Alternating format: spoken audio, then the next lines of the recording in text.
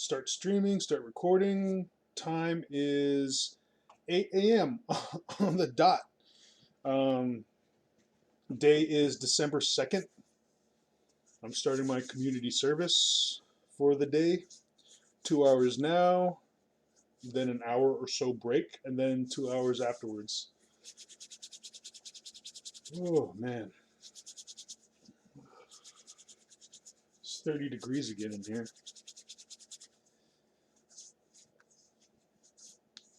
Whew, whew, whew. Is my moderator here yet?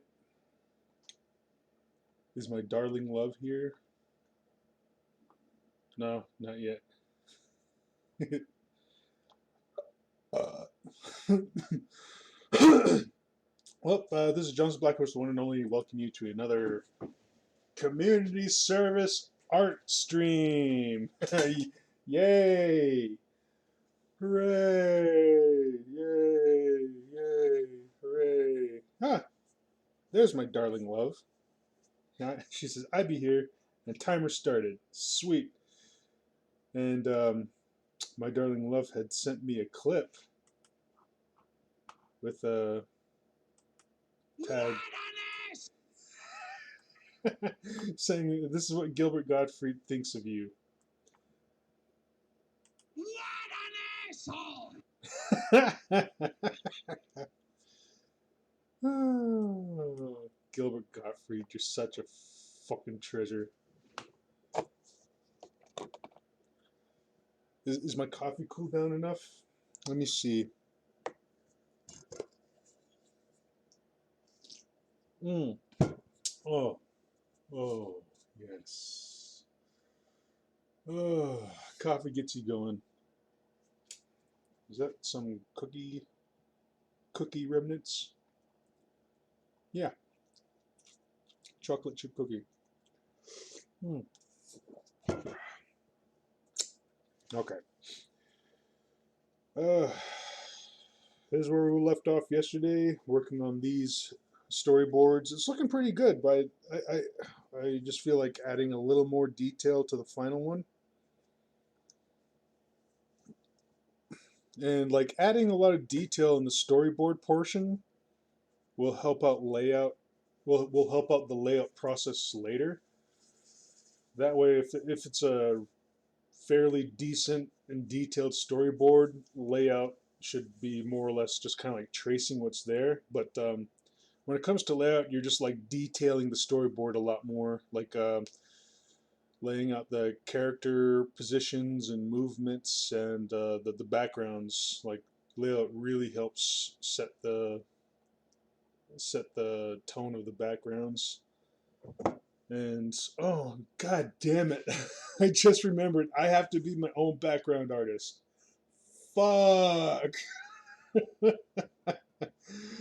Oh man, I wish the Native American community would go ahead and just start donating so I can stop being bitter and morose about this project. But again, like this is a project I've wanted to get done for a long time. I just wish I had the opportunity to get it done while I was better off, like not struggling with bills, like earning a decent enough pay to where I can just work on a side project like this comfortably. But just being forced to do it as community service while I'm under such dire straits it just pisses me off to no end. On one side, I'm happy this passion project is finally getting done. On the other side is like, god damn it, there are better things I could be doing right now, like earning money for me and my family. Like fucking, god, this freaking asshole system. Hey, oh, Iso's in chat. What's up, Iso? Melody says that horn toad is going to be painful coming out.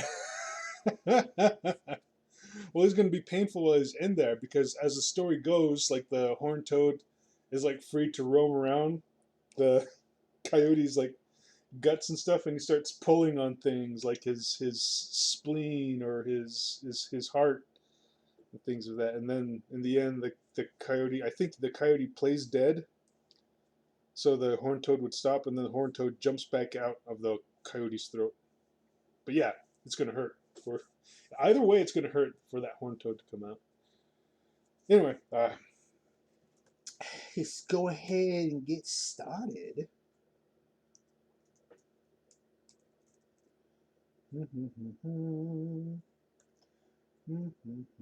Whoops, wrong button.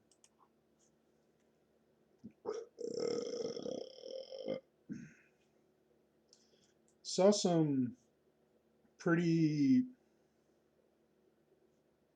shitty news coming out of Tucson concerning like a officer shooting.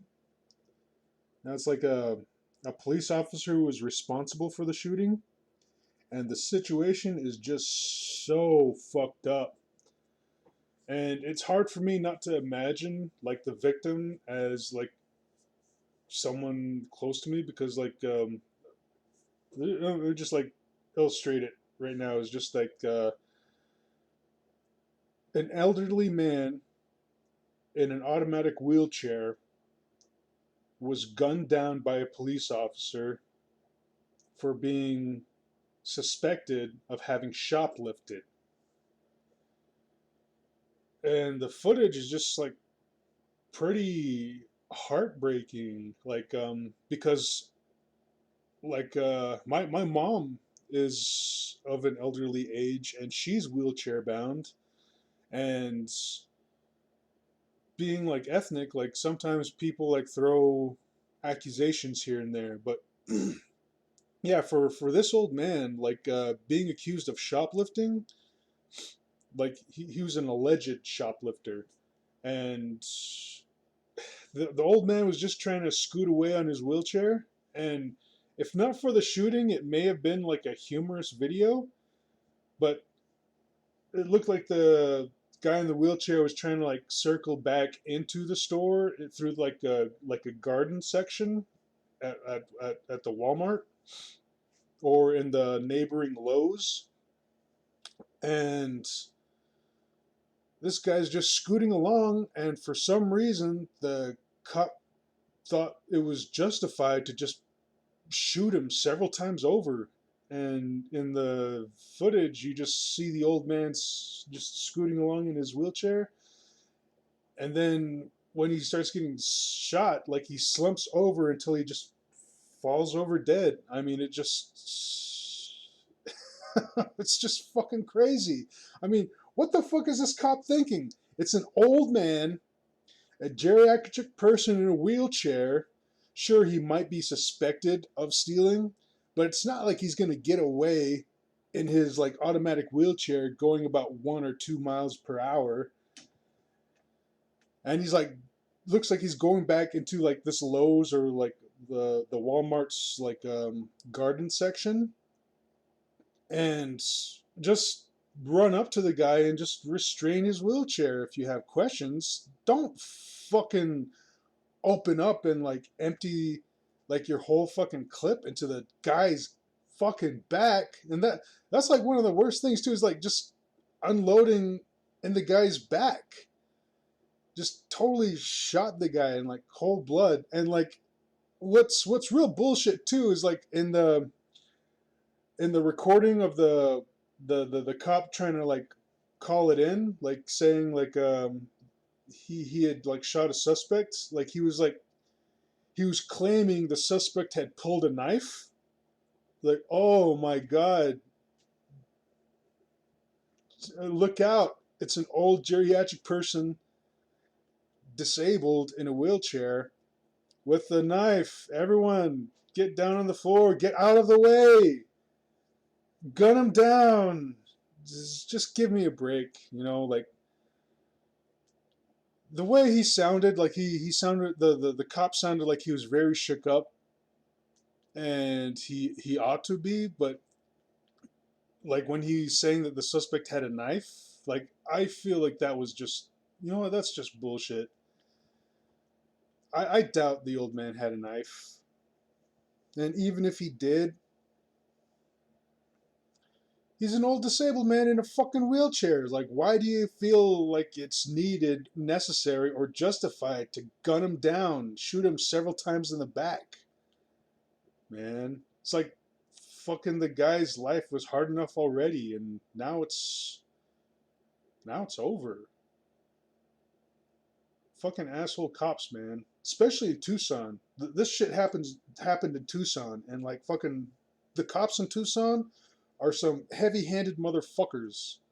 And this is what I'm on about.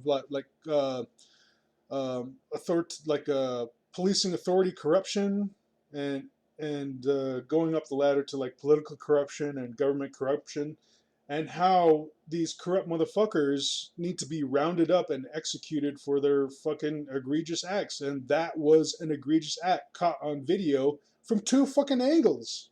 You got one like like from the back of the incident, where you see the back of the guy's wheelchair and he's trying to scoot into like this garden section, and then you got another web or not webcam, security cam footage from within the garden section. Well, it looks like a garden section, but it's security cam footage from within this enclosure, and you see the front of the old man in his wheelchair, and then he gets gunned down. He crumples over and collapses onto the ground. It's just like, oh, there is no justification for that. And it's cops like that that really need to be like fucking rounded up and executed in the fashion that I had laid out in previous videos, because that is just too far. Like you say like above and beyond the Call of Duty. Well, that is like above and beyond in the wrong fucking direction. It's just sad, man. Assholes. And like I bet he's just gonna be given like a slap on the wrist, as is usual when like cops are embroiled in this freaking shit that they start. uh, and I guess like the guy had like served 4 years on the force, and Jesus, like even as a cop, like no matter how long you've served or how little you've served, it's like you got to have more sense and decency than that. He's just an old man in a wheelchair, just slowly scooting along. Fucked up, man. And yeah, let's see. Chat been going off a while. Lisa says had to reboot my PC after Power Toys update borked my desktop. Man, it feels like Microsoft devs are kind of incompetent these days. Yeah, it's Arizona. Melody says it's Arizona, has one of the highest dickhead per citizen quotas of any state. Yeah, like Arizona is always like a freaking, like you hear about like all this like racism and just like and corrupt politicians and cops, and no more so than Tucson, Arizona, that you hear about all that bullshit. Iso says, not sure if I should say anything again, but with these stories, it's best to wait to hear the whole story. Not sure if it is known yet. And like says, oh, that sounds bad.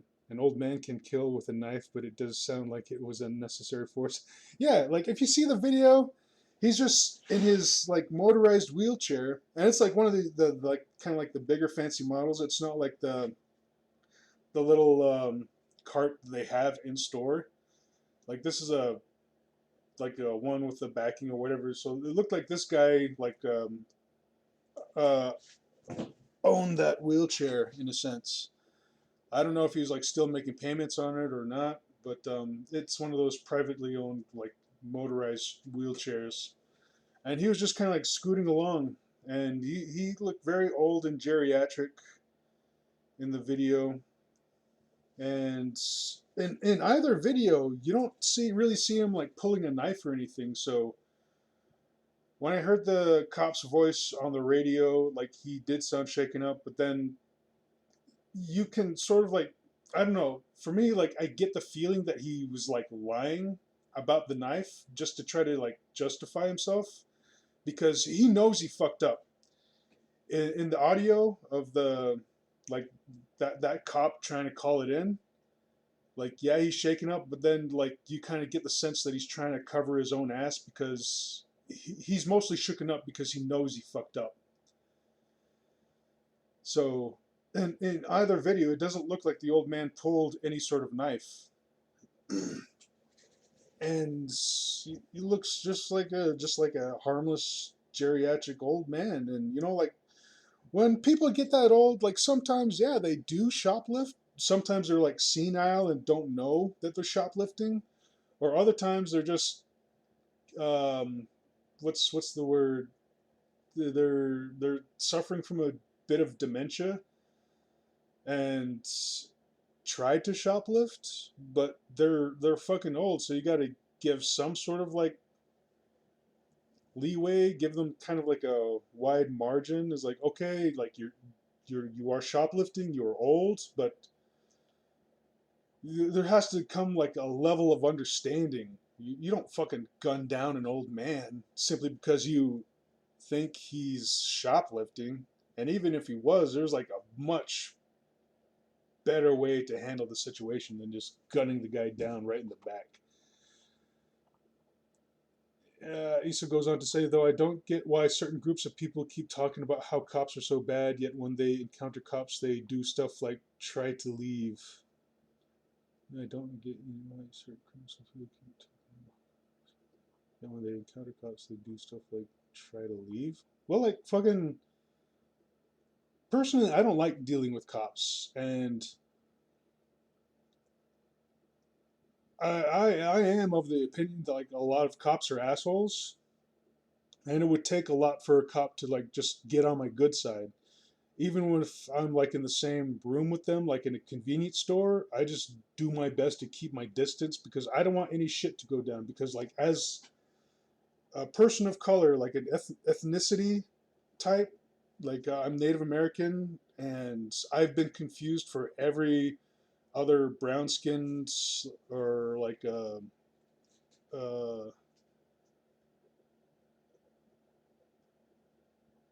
other like I'm trying to say fair skinned ethnicity, brown skinned or fair skinned ethnicity, but I don't know if fair is part of it. But anyway, I've been confused for being Mexican, Cuban, Samoan, um, Asian, and with me and my stature, my facial like the facial demeanor, it looks like I'm projecting because I've got resting I've got resting pissed off face. So I look like a rough character. And being as I am, like I don't want any issues with cops because it's happened before. Like I've been mistaken for matching a description. And like I've had a cop just scur the brakes right next to me, jump out of his vehicle, point at me, and start asking me all this bullshit, like just like fucking like, you, what's your name? Like, where are you coming from? Like with that sort of attitude, and then just trying to like be as calm as possible to not escalate the situation, just explain who I am and where it was that I was coming from, and any sort of like aversion to like just try to stand up for yourself is only going to be seen as like an act of defiance and a threat. So like fucking me being like the shade I am with the stature I'm built with, I don't want to fuck with cops. Like cops are bullshit because like I've dealt with some of that shit before and it's not fun. And with things the way they are now, like even risking like any sort of like uh, adverse like behavior toward their questioning, be it unconstitutional as it might be sometimes, like you don't want to fucking wind up with several bullets in your gut just lying in the street bleeding out. So yeah, I don't fucking like cops, and like I'll admit some of them are good, but it'll take a lot for like a good cop to like just kind of show me that he's not one of those dickheads or those one of those assholes to like make me warm up to him. It's rare, but it's like happened like once or twice where a cop has like just had to convince me that he's not being an asshole because a great majority of them are,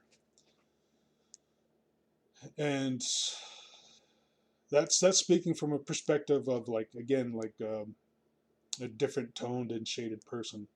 I'm pretty sure like white people don't have to deal with as many asshole cops as other ethnicities do. But yeah, Melody says Arizona, Arsazona. Yeah, fucking Arizona is like fucking rife with that bullshit. Issa says, to be clear, I'm not saying the cops have the right to shoot you if you try to leave, but I don't get why people do that when they know these things happen. Well, like fucking when a even if I didn't do anything wrong, if a cop busts into a place, like guns drawn, like hell's yeah, I want to leave. Like, because like I feel like I'd have a right to leave a situation like that if a cop busts into a building with like with weapons drawn to be like dealing with some sort of situation that does not have anything at all to do with me. I feel like I have the right to leave, and if that makes me look suspicious, then oh shit, that just like fucked me up even more. So like a lot of police are just bullshit. Melody says police announced at a news conference Tuesday that Officer Ryan Remington, yeah, that's the dude, was terminated for excessive use of force as the victim was shot 9 times. Fucking 9 times. Shot 9 times in the back. And like, I saw the video. There were like several shots going off one after another, a slight pause, and then one more shot. It's like, dude, fucking 9 times? Okay, let's say the guy was a young dude, not in a wheelchair, and he was brandishing like a big knife, and he was trying to run away. Like 2 or 3 shots to like his person, like maybe his legs, would have been sufficient. But this was an old geriatric man in a motorized wheelchair trying to go back into an enclosed area, this Lowe's, at 1 or 2 miles an hour, depending on how fast those things move. And it didn't look from either like video I saw, it didn't look like he was like pulling out a weapon or anything. And the cop shot him not 3 times, not 4 times, not even 5, but a total of 9 times. And watching the video is just boom, boom, boom, boom, boom, boom, boom, like in rapid succession, a slight pause, and then one more shot at the end. It's like, fucking shit, man. You are fucked. That was fucked up. Melody goes on to say Tucson Police Chief Chris Magnus said he was deeply disturbed and troubled by Remington's actions, and the case is under review by the Prime County Attorney's Office. Tucson Mayor Regina Romero said Remington's actions were unconscionable and indefensible, and the county attorney's office has her full support as they proceed with their investigation. Earthy, oh yeah, I guess the old man was an earthy skin color. Oh, wait, no. Oh, Mel's not saying the man was an earthy skin color. Like I think she's like talking about like what I was trying to get at before. Is like what shade I am. It's like I'm an earthy skin color. So any earthy skinned like race or ethnicity, I've been confused for. Sorry, I was just trying. I was jumping to conclusions with that. With Melody, kind of like bringing that comment one after another. But yeah, I think she was just trying to relate to what I was saying here. earlier. Issa says, also, I've watched boy body cam videos sometimes, and it does kind of make me feel sympathy for the cops, though not in this case. Yeah, yeah. There was a shooting like several months ago where a young boy was gunned down, but in the body cam you can clearly see the boy. Like he had to have been like round about the age of 13 years old, give or take a year. The boy was brandishing um, like a pistol in the cam, and oh, what was he? No, it's been a while since I've seen it, but I remember a video where I think you could see a pistol in the body cam footage, and unfortunately that kid was gunned down. I don't know if it was a case where you know how young kids are, especially with guns. Like sometimes they find a gun and they want to like see what it's like to go out and shoot it. I don't know if it might have been that something somewhat like that, but yeah, it's sad. So I don't know if it was a justified shooting or not. It very may well have been, but some of that footage, like yeah, you kind of you can kind of see it from the cops' perspective, but still though, like in this instance, old man in a motorized wheelchair, very very excessive force. Um, Melody says that's like half a yeah, like Melody saying like 9 rounds is like half a clip. I think I think some clips have a capacity of 8 rounds though, like more standardized like clips, and then he probably had one in the chamber because I guess that's like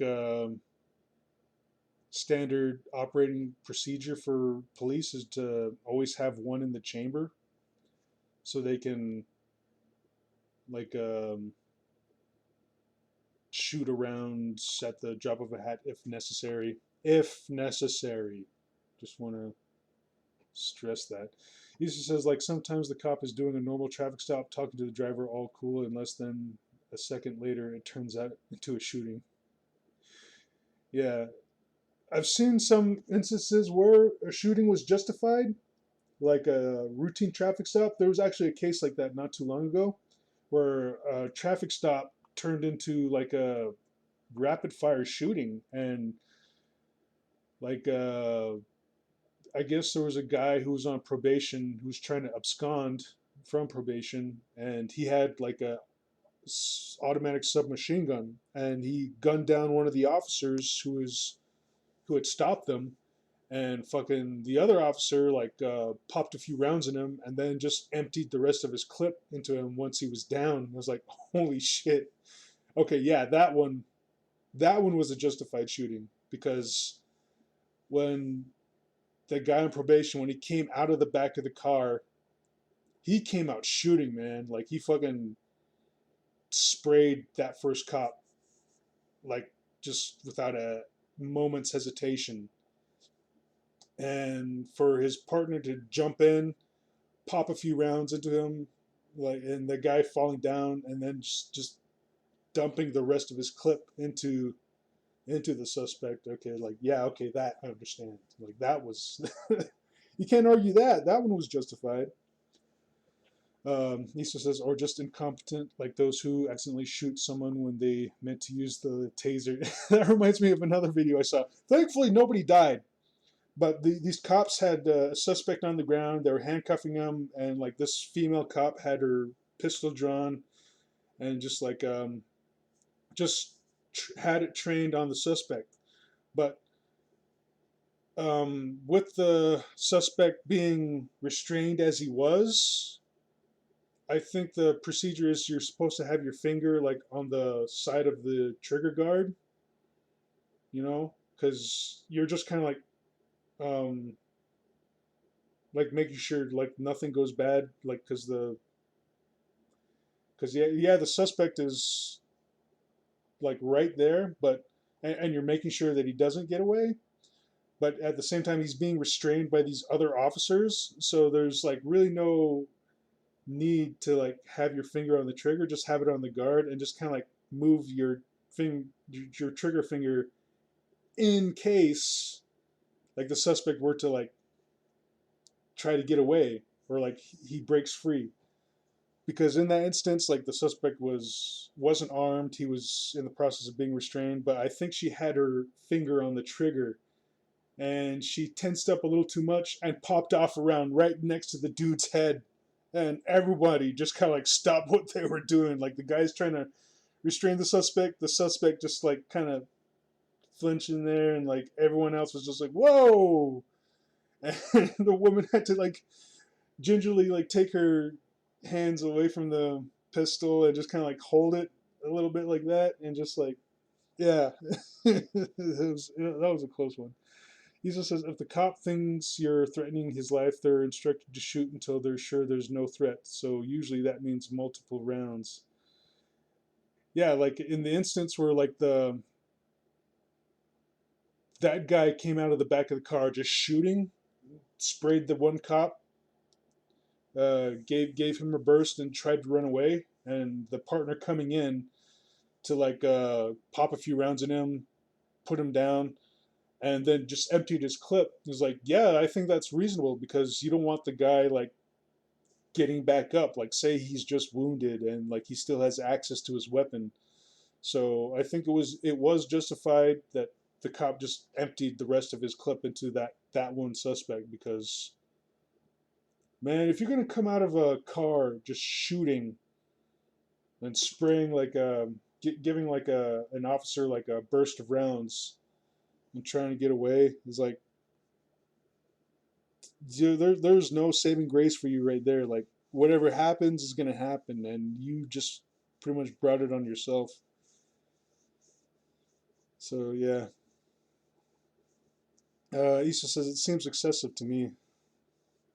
In some cases, like very excessive, but in rare cases, like where the that in that instance, like a routine traffic stop turned into like a rapid fire shootout.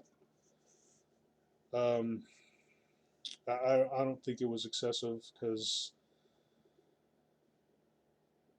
like yeah, that the suspect in the back of that car just like coming out of the back of the car just shooting, gunning down the first officer and trying to get away, and like the second officer just coming in and just shooting him down, and they're just like burying the rest of the clip into this guy is like whoa shit. Okay, yeah, I don't blame him. But as for like other shootings, like the like the one with the old man, he's like, come on, man, you gotta have more sense than that.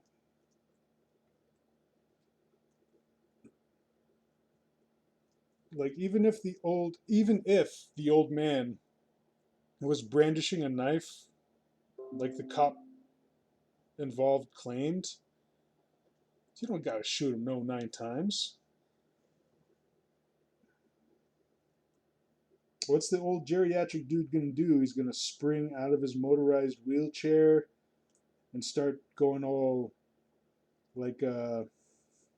going all Matrix on you with his like fancy knife. Must have been a small knife too, because I couldn't see it on the footage.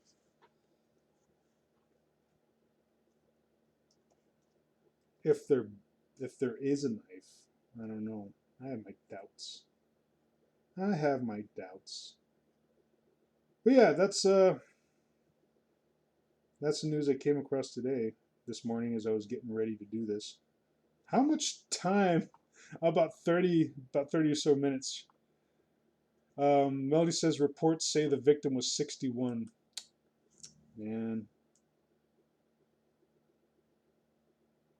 61 and in a motorized wheelchair. Like he must have been going through some severe medical issues. So I can't help but think of my mom in that scenario because my mom's in her um, let's see, like in her early to mid 50s, and she's already wheelchair bound because she's had to deal with a lot of medical issues throughout her throughout her life. So being 61 and wheelchair bound, like that guy must have been like going through it.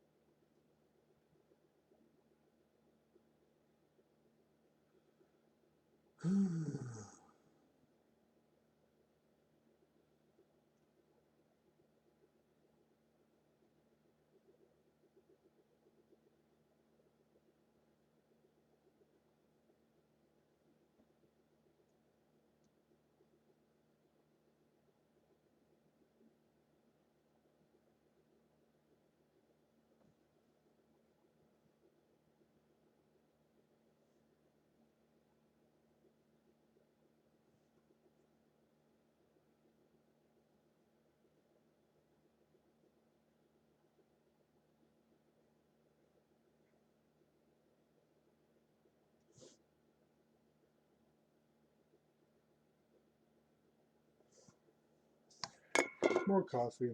Lisa says, link their body cam video on Discord. There's a YouTuber called Donut Operator who does videos going through body cam vids. I'll probably check it out later. I just kind of want to move off the subject of police shootings.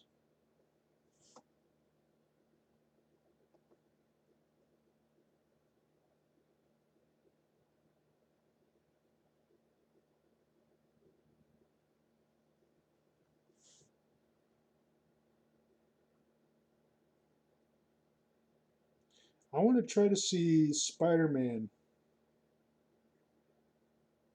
No Way Home sometime this month. So once I get back working on commissions later today and maybe even over the weekend, just kind of like see if I can pull in some extra commissions so I can go check out that movie. The movie being as big as it is, I think my family is gonna try to go too. So I'll most likely tag along with them. I just want to make sure I can pay my own way because they went and saw Venom 2 and they asked if I wanted to go, but I opted not to because I was just really busy, like either with community service or earning commissions to try to like make my ends meet. So I think I was just way busy with that. But fucking hell, they loved Venom 2. They were just so like kind of raving about it. And my baby brother who went said like, "Oh man, the ending, dude, the fucking ending. I don't want to spoil it for you, but yeah, the ending." And like he was out of the room like not that long ago. My like not too long after he left the room, my mom came in. It was like, and she explained the whole spoiler ending. Um, but I didn't mind because like I'm not sure when I'd be able to see it, but like yeah, she told me of the whole scene where the Venom movie, like even though it's owned by a different studio, they did like a little cross thing where they showed the MCU Spider-Man at the end, and when they saw it, it's like Man, the whole theater was cheering at that ending. Like the whole theater just fucking cheered. It was like, oh shoot, I wish I could have seen it. Someday I will. But definitely the this Spider-Man No Way Home, I want to go check it out, and I'm gonna try to like pull in some extra commissions to see if I can get that done. Melody says you got times two coming from me. Sweet, that might do it. That might do it.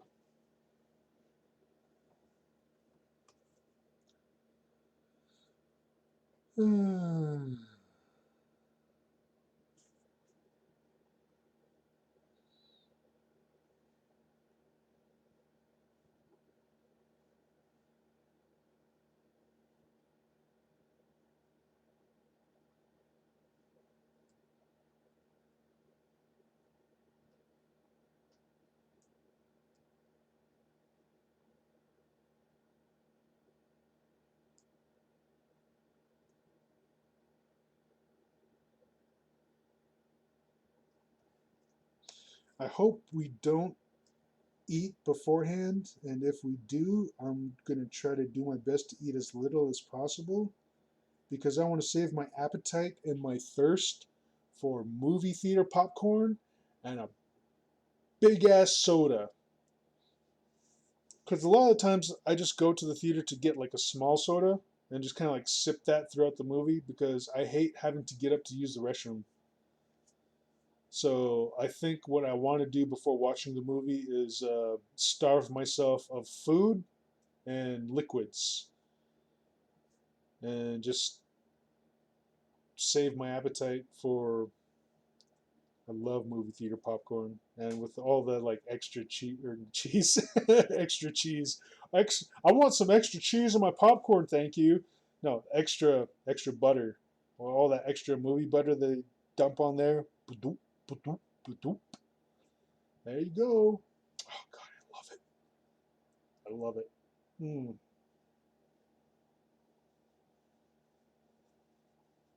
Mm. And then a big ass soda.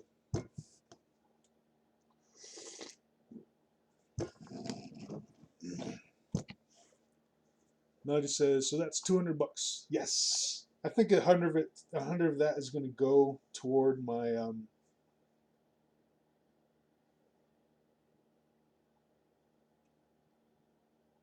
internet. Took me a while to think of it.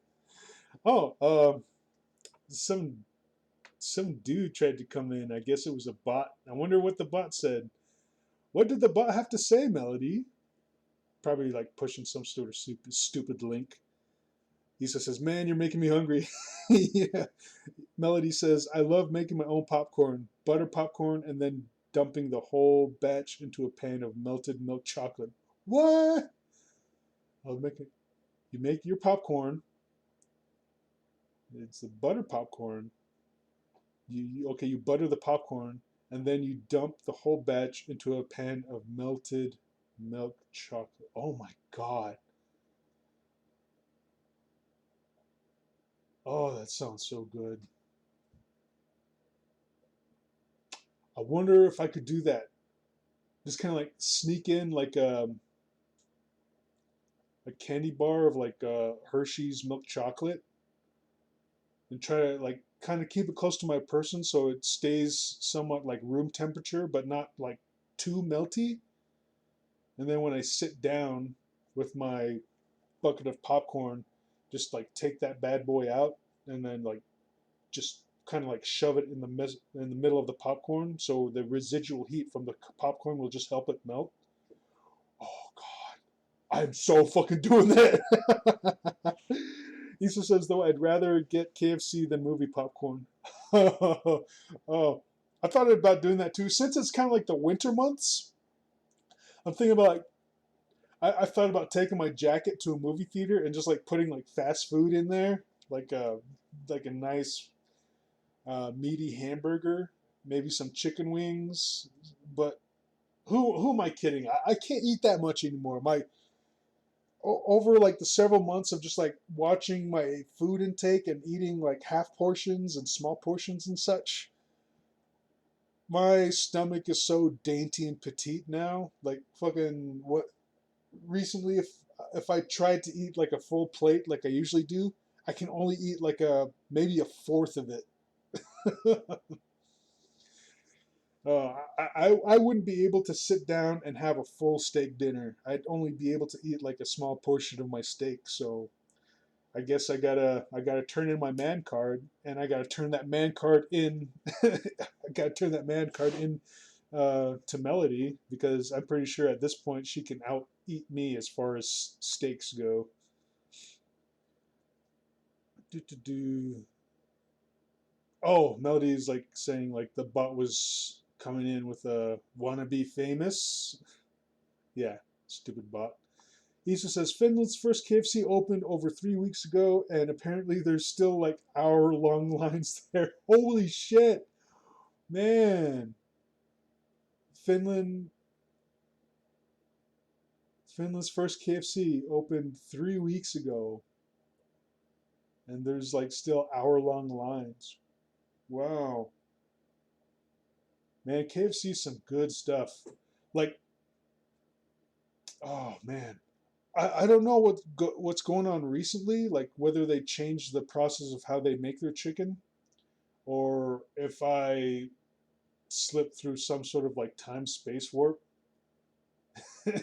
as I'm apt to do sometimes. But like back when I was a kid, like the extra crispy chicken actually used to be pretty crispy. Not to Popeye level standards of crispy, but pretty close to it. It's like back as a kid, like getting the extra crispy chicken, like there was some crunch to it. Nowadays, it's just kind of like yeah, it's a little fluffier with the extra batter they put on it, and then they fry it. But when you get it, it's like kind of a little soggy, in a way.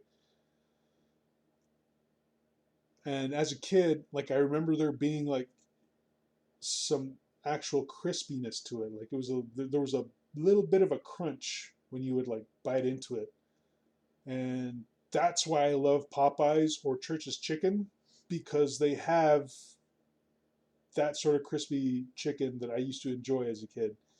Even though as a kid, like I remember, like it was a slight crunch and nowhere as crispy or crunchy as Popeyes or Church's Chicken is. But yeah, like fucking first KFC in Finland, like man, you guys were missing out. I hope you get some, Iso. It's some pretty decent stuff. Melody says, also, I also did it with popcorn and then melted milk chocolate with melted peanut butter and then plop it in the fridge to set. Oh my God. Melody, you naughty, naughty girl. Oh, you know what would be better for me to do is using white chocolate because white chocolate has a lower melting rate than um, regular milk chocolate does. Fuck. I think I might do that instead. Cause like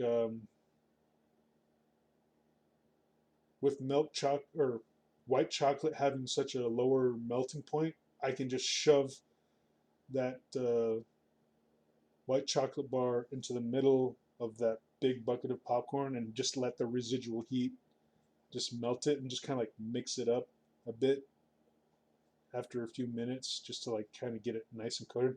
I should bring like fucking two two white chocolate bars. Oh, I'm getting all like antsy just like for anticipation for like checking out this movie. I want to go. No, he says don't tell Reese's about my recipe. Melting white and milk Belgian chocolate together and then dipping strawberries into it. Love, love. Sometimes the stuff you say is just too damn sexy. I'm gonna have to ban you for excessive sexiness, just like talking about all this delicious food that you make.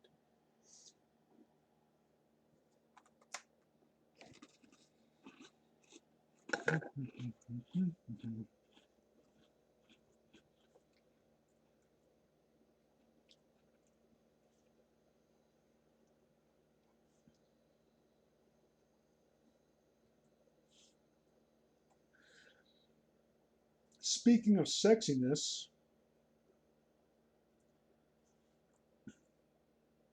Melody's saying, "Oh, great, two Shadow Realm bank citations." No, I'm not gonna ban you. That first one was a freaking accident, and I'm so sorry I did it. And now it's like on your permanent record in this channel. I hope it doesn't show anywhere else. But yeah, speaking about sexiness, like I had I had a pretty sexy dream last night, or more like this morning, because I had to get up, take a leak, and then since it was like 4:30, I just went back to sleep. But during that time, I was having a pretty nice, sexy dream. Like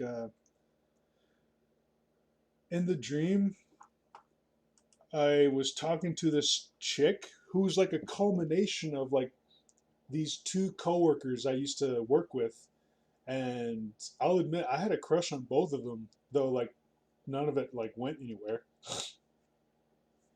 Cause like the first coworker was like the way I describe her is like she was a mix between Jessica Alba and Mila Kunis. Is like you kind of take Mila Kunis's like face structure and just kind of like put a little bit of Jessica Alba in there, and this is what that coworker looked like. And yeah, I'll admit like I had a crush on her, and then the other coworker was like this really cute Asian chick, and she was pretty unique in the sense that though she was like a couple years younger than I was, like she started getting these gray streaks in her hair, and I thought it was highlights, to be honest. Like I thought she had these like silver highlights, and I admittedly like thought it would look pretty cool. But she admitted that like she's one of those people that goes gray earlier in her life, and like I guess her mom, like her hair is like just stark white, even though she's like a pretty young mom. Like her hair is just like all white, and this chick who's like a few years younger than me, like she started having that effect, and like her hair is starting to go white, but it looked like these like pretty badass looking like silver streaks in her hair. I thought it was intentional, but she said no, it's natural. Like she felt a little down about it. It's like, yeah, I thought it sucked like a few years ago because I was going white.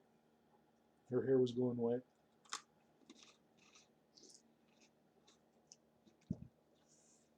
She used to like dye her hair black, but nowadays, like since there's just so much of it, she just decided to let it go. And I thought it looked pretty cool. But in this dream, it was like a combination of both of these coworkers I used to work with, and then in the dream, like we were set to go to like a club or some sort of dance party or a bar, and we just wanted to hang out. And then later on, there was like this prospect of like having sex in the dream, but I turned her down because like throughout the dream I'm just like enjoying it, but then when the prospect of sex came up, Melody's saying like takes me 3 bloody bottles of hair dye to do my hair. Oh yeah, it's like fucking Melody's hair like grows to like just amazing lengths. Like Melody is like told me about it. Like I want to see it, and someday I want to braid it. Melody, someday I want to braid your hair. We can braid each other's hair. I think that'd be fun. But in the dream, like I'm enjoying myself and like I'm enjoying being with this chick that I had a crush on because in the dream it's not like I can decipher whether she's one or the other chick. Like I believe like she's just like a coworker that I used to work with, and in the dream she's like just super into me, and like I'm just kind of going along with it and having a good time. But then when the prospect of sex comes up, all of a sudden all I can think is like I can't do this. It's like I have a girlfriend. Like I, I have a girlfriend, Melody. So in the end, like I turned her down and had to get away from that situation because it was getting too intense, too hot and heavy. It's like nothing went too far. It's not like we were getting naked or anything, but when the prospect of sex started to pop up, is like I can't do it. My heart belongs to another, and that's Melody. Melody says my hair's down to the back on my knees. No way! No fucking way! Jeez, like the last time you'd let me know how long your hair was, and this was like maybe 3 or 6 months ago. Like your hair was down to your mid back, and I was like, yeah, that's pretty long. Like that's kind of as long as my hair is now. And now you're telling me it's down to the back of your knees? Like, geez, your hair grows so fast. It's like we had the same hair length.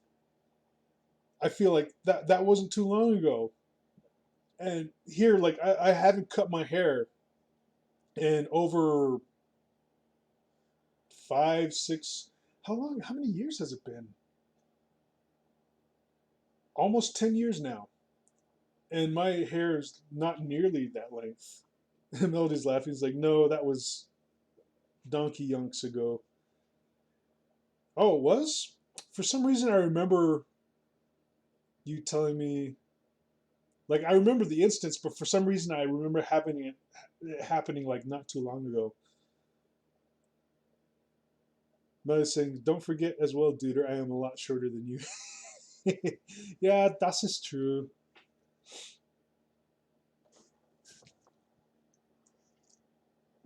But yeah, yeah, but yeah, Melody. In this dream, I turned down dream sex because I was too dedicated to you. No, I turned down dream sex because I was so dedicated to you. Not was. I am so dedicated to you.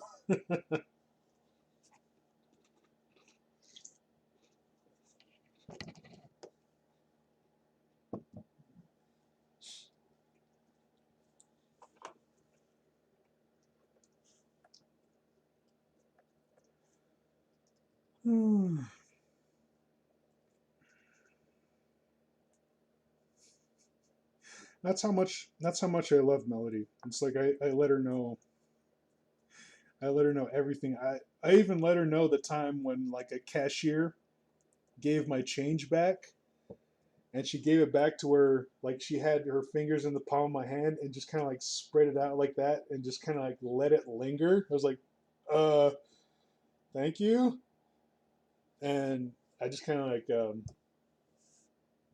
left it out of there as normal, but like fucking that didn't feel normal. Like usually when I get my change, it's like they just kind of like plop it in my hand, but this chick just like went through the effort of making sure she made skin contact and just slowly let let my change go in my hand and just let her hands linger for a little bit. It was like, thank you, and just kind of like went about my business. But sure enough, I told Melly about that. Melody says, and you can't be having dream sex, dude, or the courts will find a way to hold that against you too. Fuck, right? Like next thing you know, they're gonna be asking me, is like, have you dreamt about having sex lately? And if you did, like, how old were your sexual partners in this dream? Like, Jesus Christ, dude. Like, what the fuck? Oh, and we're updating our policy. We need a detailed account of your masturbation. schedule.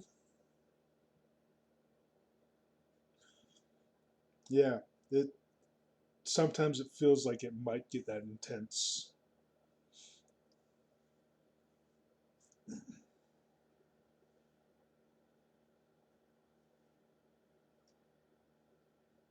But yeah, after I woke up from that dream, I was like, man, I turned down dream sex because I don't want to cheat on my girlfriend. Like how dedicated am I? Like Melody says schedule equals rampant. Yes.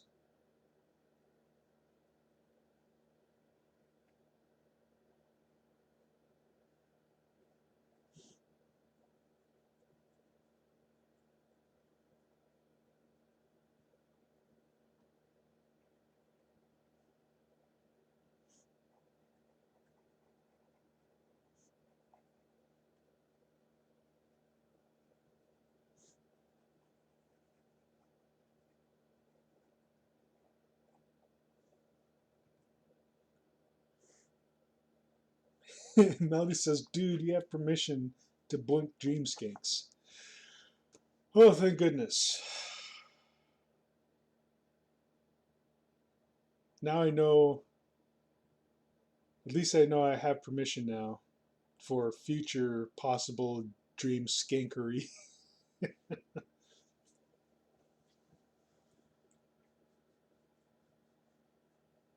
I got a dream pass.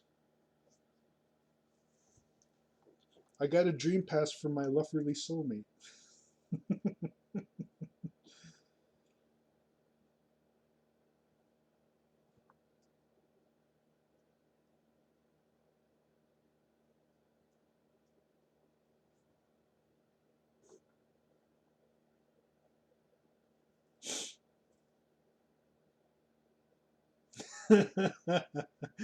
And Melody says, I'll just go Melly Kruger on them afterwards.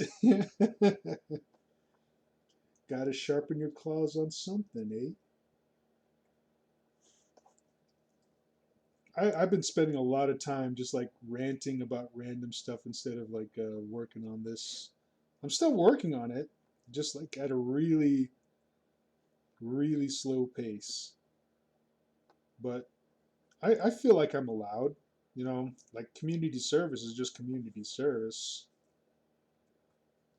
It's still getting done for the community, but hell, if I'm going to work on it as if I'm getting paid.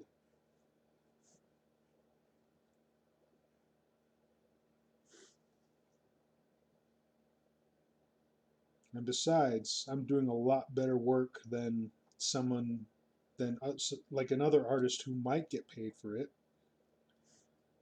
But chances are they can't afford that. You know, they're they got low funds, so they're grateful to have whatever effort I put toward it.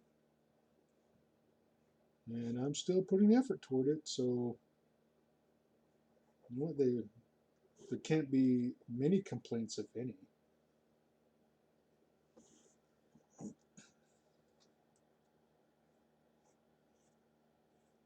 Because this is badass work that they're getting for free, yo. Shit. Better not be any complaints. Melody says, yep, no pay, no deadline. Hells fuck yeah, motherfuckers.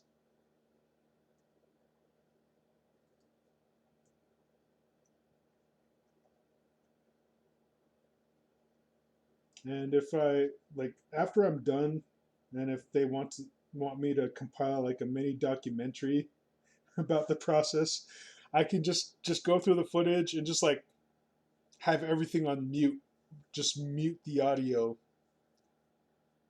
and narrate over the process. That way, anything vulgar or crass that I say doesn't have to be expressed in the mini documentary. And I suspect that they might want to do a mini documentary because there's a mini documentary about the original animations way back in the 70s. So may as well make one for this one.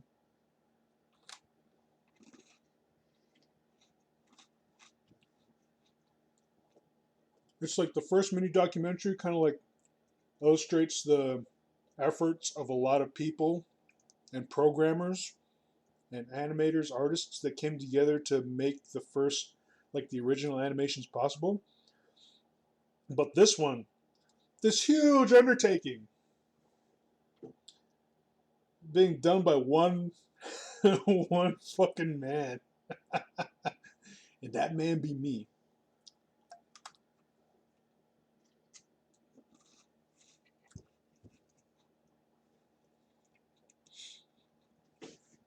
Because I'm the only badass motherfucker here on the res who's willing, or no, not that willing. I'd be more willing if I was just doing this on my own time. But the only badass motherfucker here on the res capable of doing this shit. Fuck yeah. Hmm.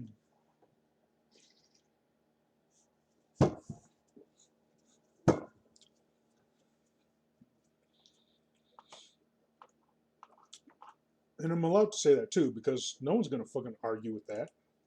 Nobody. Nobody.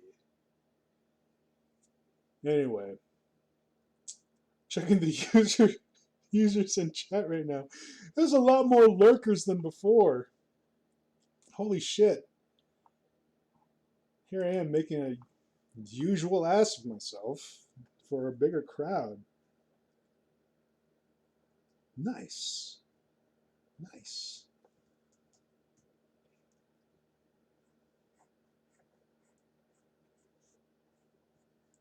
Right now, I'm pretty sure like all the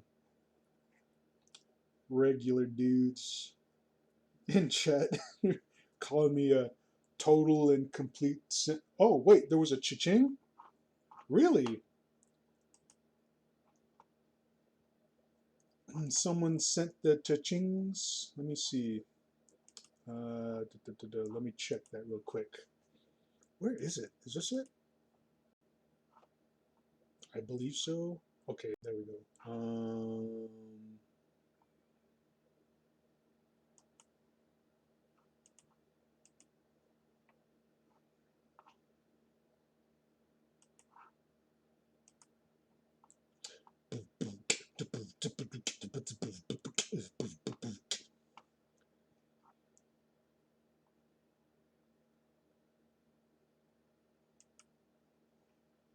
Aw, Melody duped me a little cartoon.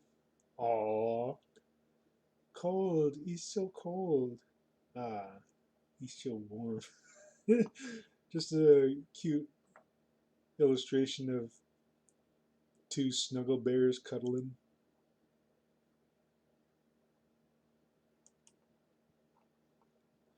Adorable.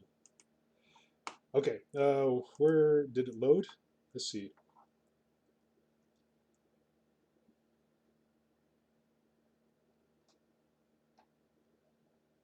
Ah,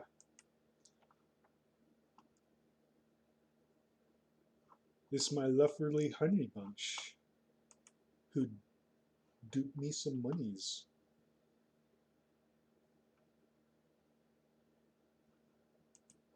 View, please. Says for a special squish. Thank you, love. God, I fucking love you. Anyway, as as I was saying, but yeah, thank you, love. You you're so fucking good to me. It's like you're the best and only sugar mama I've ever had. God, I fucking love you. Anyway, like I was saying, like the regular dudes in chat are probably calling me a simp for that story I relayed earlier. How I turned down dream sex because I didn't want to disappoint my girlfriend. But it's good because she gave me a dream sex pass. But I'm still going to be nervous about it the next time I have an opportunity to have dream sex.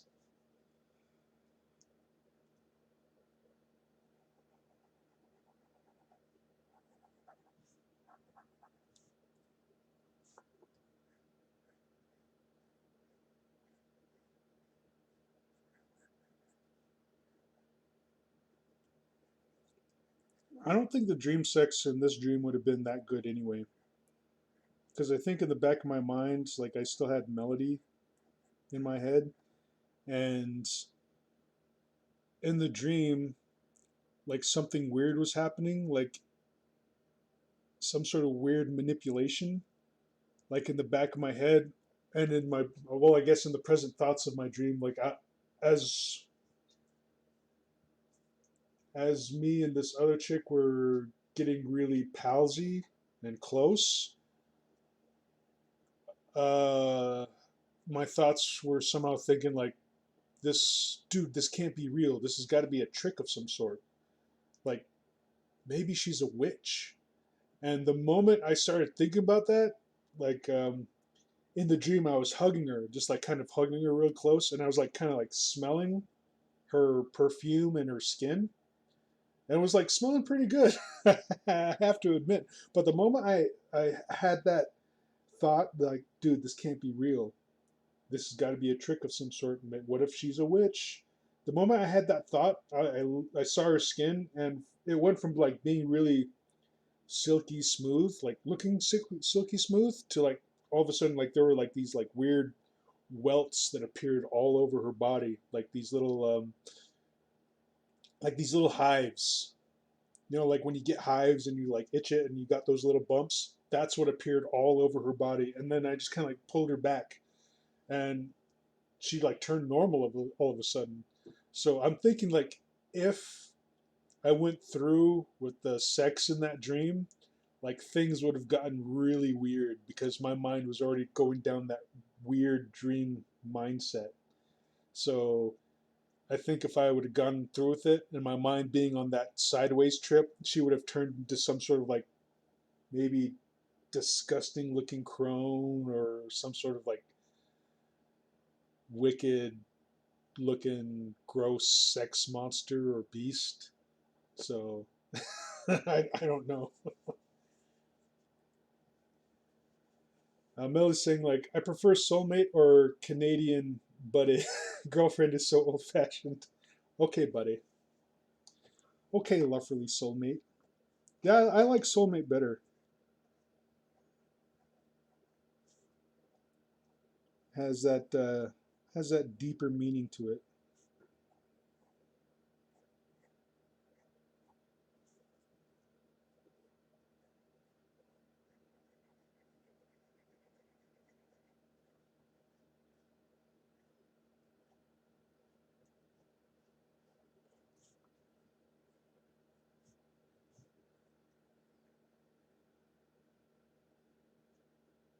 Right now, I'm like thinking like, what would sound more old fashioned than girlfriend?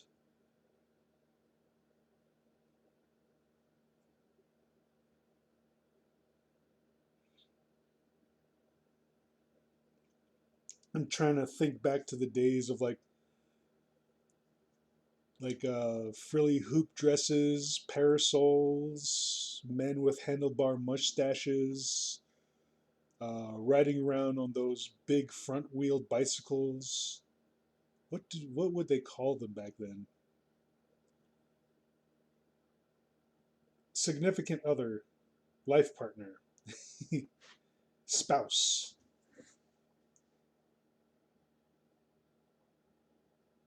romantic interest. That sounds old fashioned. Suitor.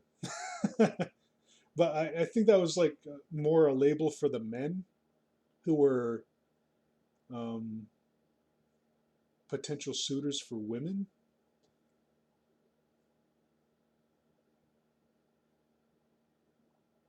But yeah, like romantic or love interest does like sound old fashioned. Like that sounds like more old fashioned than the girlfriend tag.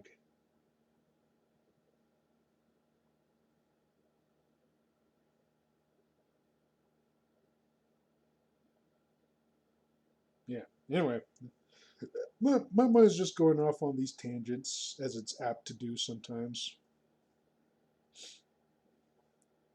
Oh man, fucking living together, we can fucking have ADHD sessions, love. Because sometimes my thoughts just go off on weird tangents.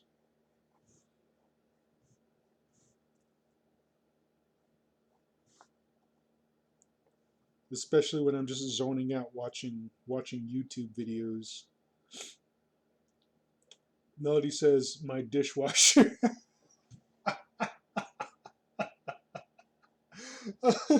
Oh, no. If anything, I think I'd be your dishwasher because I'm pretty sure like you do a lot of the cooking because like you give me some amazing ass recipes, and I wouldn't doubt that you would cook them a hell of a lot better than I do. So it would only be fair that I wash the dishes.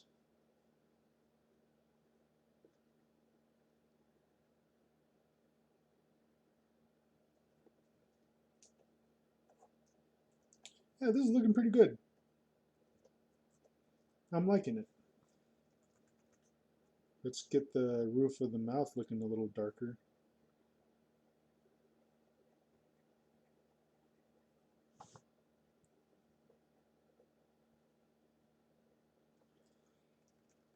Oh man, I can't wait to see this in motion, even in an animatic. Oh, I think that's going to be the next step. Before I even get to layout, what's going to be cool is like compiling all these storyboards into an animatic form and then just like ripping the audio from the original and then just putting it to all these visuals. Man, that's going to be so fucking cool.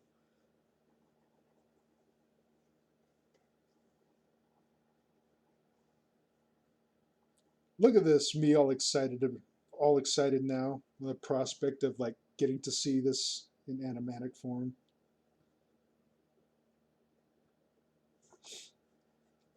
Well, storyboards don't have to be too detailed, but it helps with the detail when I finally get around to layouts. But yeah, I think that looks good. I dig it. Though it might need.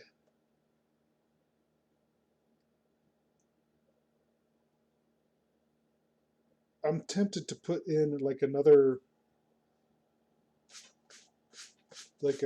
key motion in there, or just you know what? We'll save it for later. I want to get to this animatic, yo. Bring this down and go ahead and just kind of like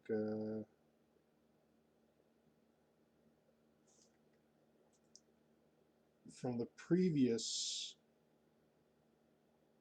storyboard shot, just black this in. There we go.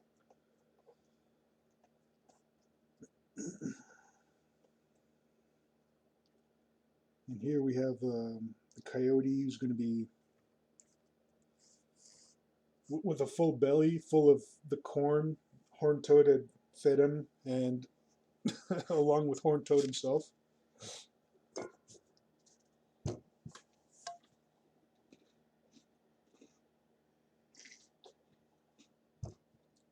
Mm,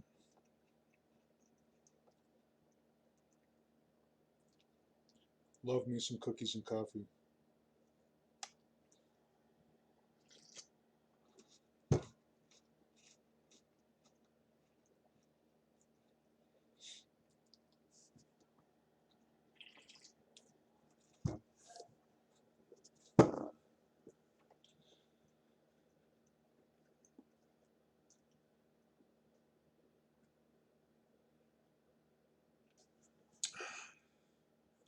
I think I got to pull up the video again. I want to maybe play around with this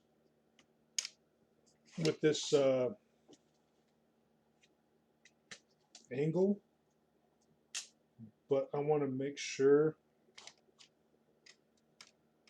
I have enough time to do so.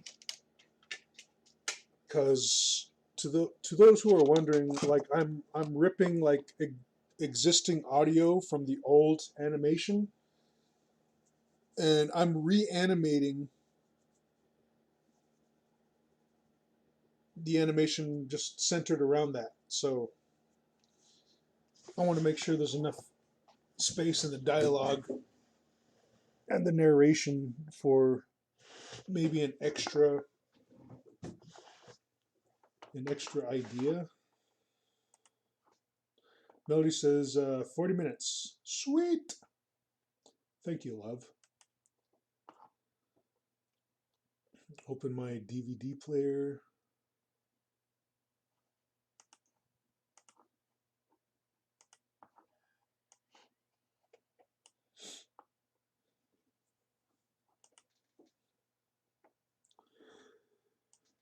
Oh man, those designs just look.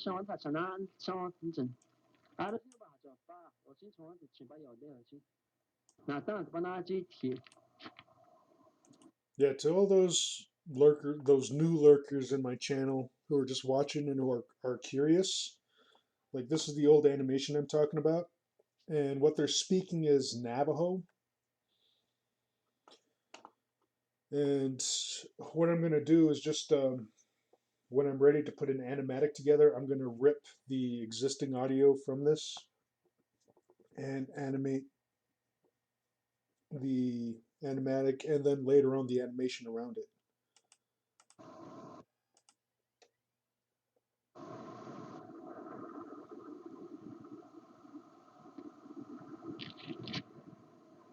Now, this was animated back in the 70s.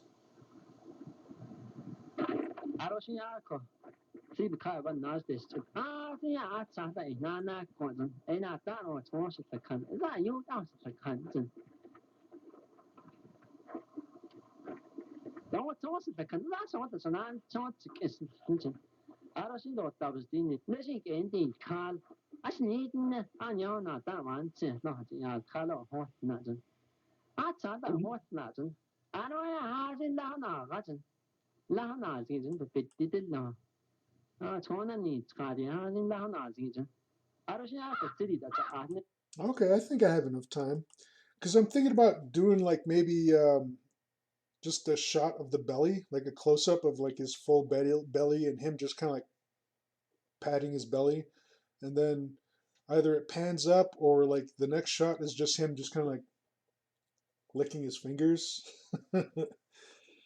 Melody says, I do wonder what this would have looked like if they had Chuck Jones animated. Yeah, it might be interesting.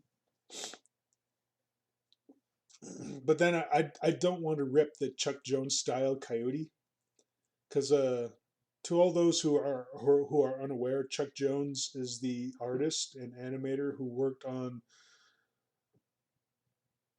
I think he worked on all of the Coyote and Roadrunner cartoons. I don't really remember it being in any other style, but yeah, I think Chuck Jones is the main artist behind it. So yeah, I don't want to like risk any sort of copyright infringement by like copying Chuck Jones' style from his Coyote. Melody says Chuck Jones did wonders for the Wile E. Coyote and Roadrunner cartoons. Yes, he also did late Tom and Jerry too. Yeah, I remember like seeing like some Tom and Jerry cartoons and just like them being in Chuck Jones style. So cool. Oh, fuck.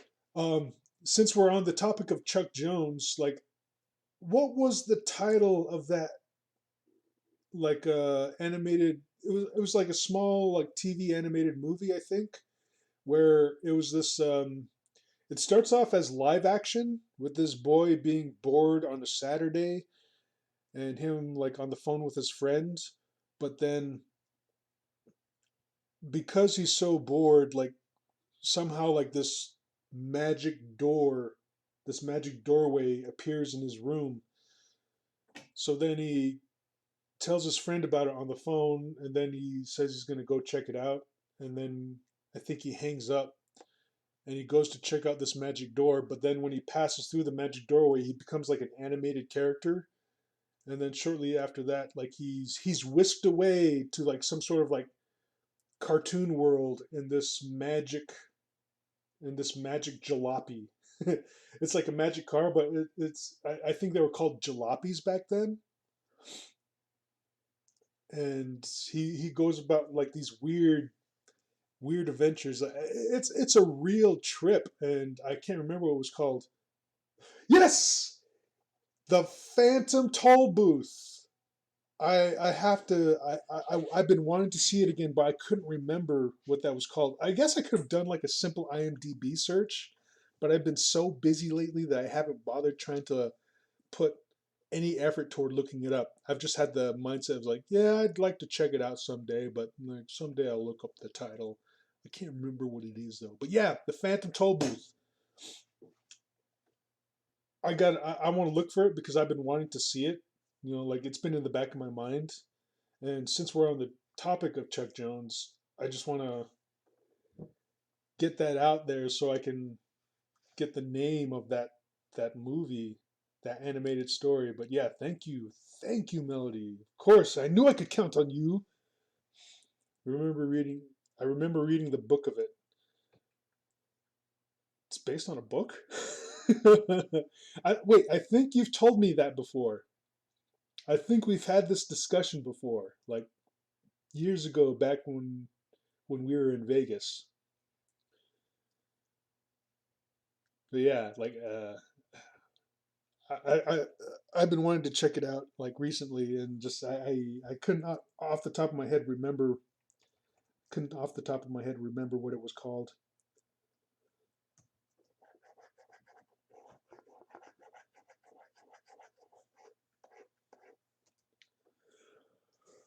Okay, if I'm gonna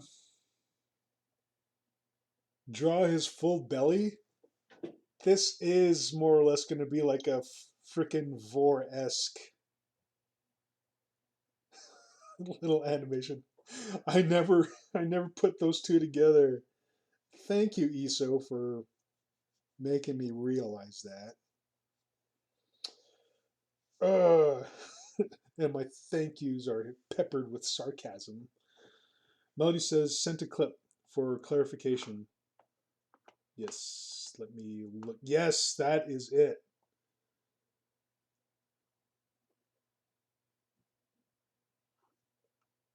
Man, I'm gonna check that out next I get a chance.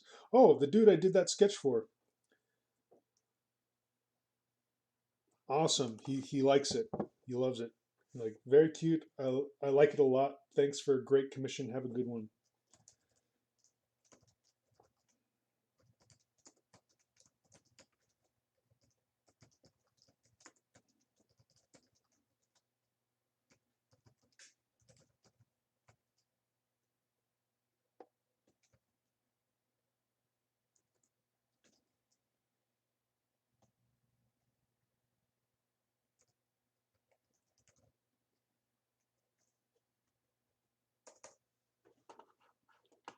Awesome. Oh, sweet. Melody sent me a link to the cartoon online, so I'm going to be checking that out later. He says was AFK for a bit. What did I get thanked for? Well, I'm thinking about redrawing this shot here.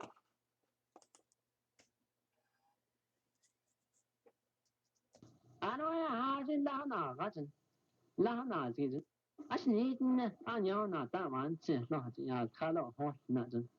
on, it's coming up. It's coming up.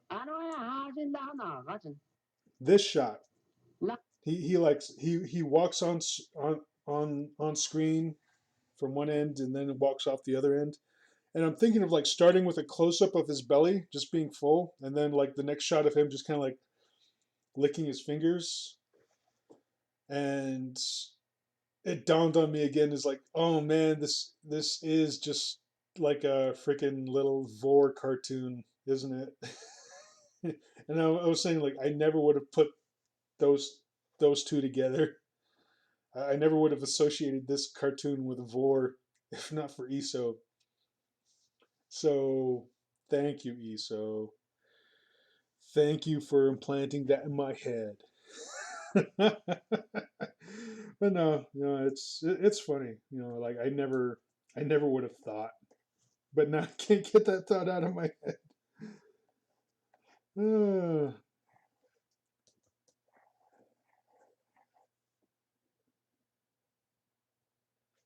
but should I though? I'm trying to think. Trying to visualize it in my head before I put it down on paper. Um, da, da, da, da. Melody says makes you wonder if it's one of Iso's secret kinks. Smirk. Nah, maybe. I wouldn't knock him for it though, but like just just the idea of like, oh no, I didn't mean for this to be like a vor type thing. I don't mean for this to be fetishized, but it's definitely going to if it gets into the right um, if the right fan group gets whiff of it. But I don't know. Maybe that'll garner some like community support. And get some donations my way. I guess I'll take donations any way I can get it. Because I think it bears reiterating I'm not getting paid for this. It'd be nice to get paid, but I'm not. Okay, let me pull up my Coyote reference. Let's see. Let me see. Where are you? There we go.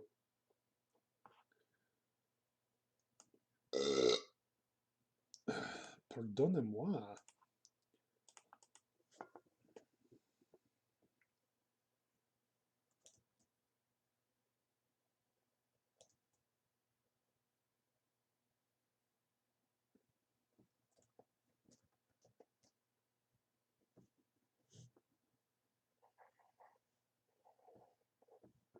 Just animate him rubbing his belly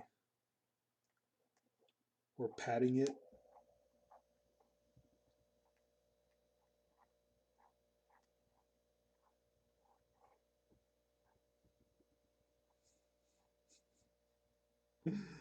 A Vor fan, I'd imagine a Vor fan would be really into this right now.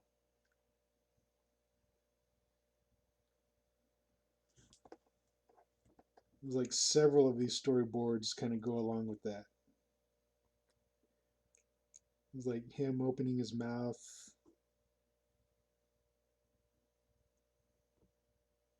and then the horned toad getting shoved down in there, going down the gullet, and then the mouth beginning to close until it just like in this shot, like I have it to where like the camera just kind of like also sinks down the coyote's gullet till it blacks out, and then we have the full coyote's belly. So full, delicious.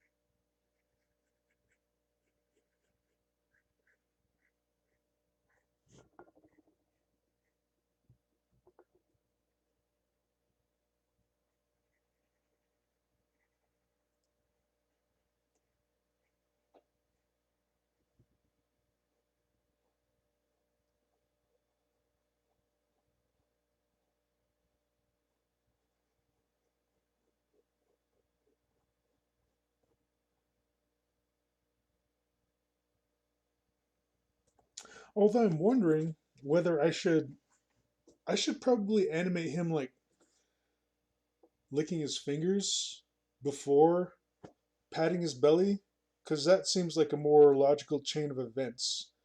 Like he's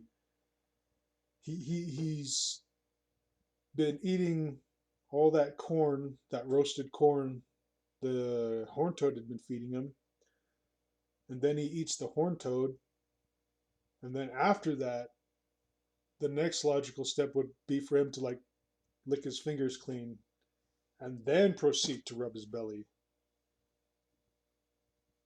Yeah.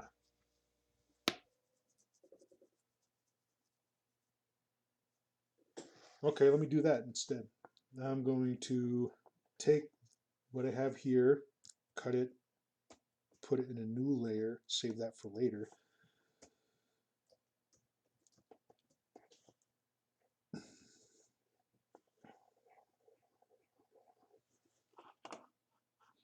Yeah, that would make more sense for him to lick his fingers first. Mm, mm, tired. I woke up way too early today.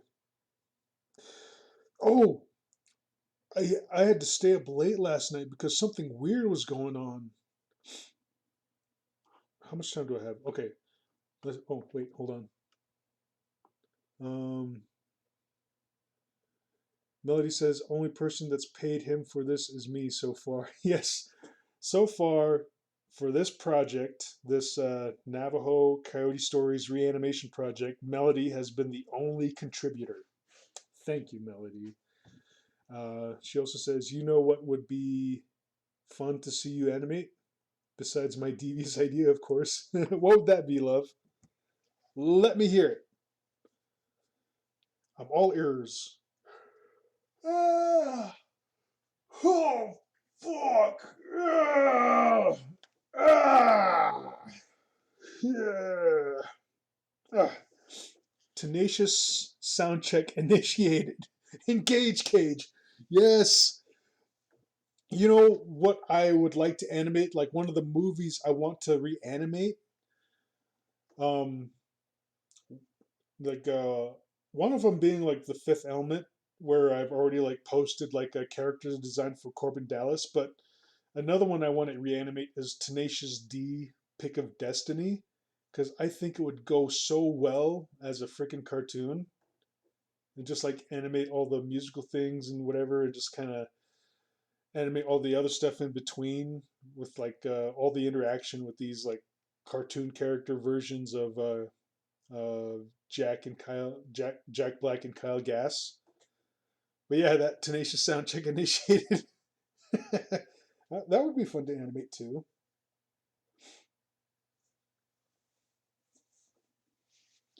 But what was I saying? Oh, last night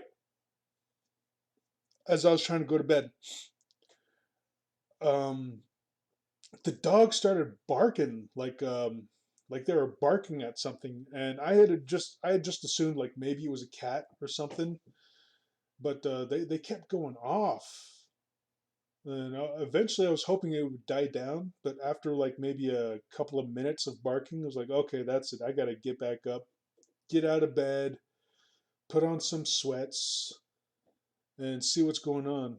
Well, I didn't put on sweats to begin with. Like, I just got out of bed, put on my slippers, and went out the front door just to see what they were barking at because I was thinking like maybe it was a horse kind of like walking behind my cabin because they have a tendency to bark at horses. So got out there with my flashlight, looked around, and there was no horses back here, but the dogs were barking at something toward the east.